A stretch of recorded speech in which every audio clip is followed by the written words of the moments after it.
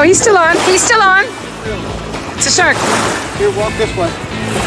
Walk this Pretty way. good. Walk this way. He wants you to walk this way. Walk this Keep it away from the boat. Keep walking.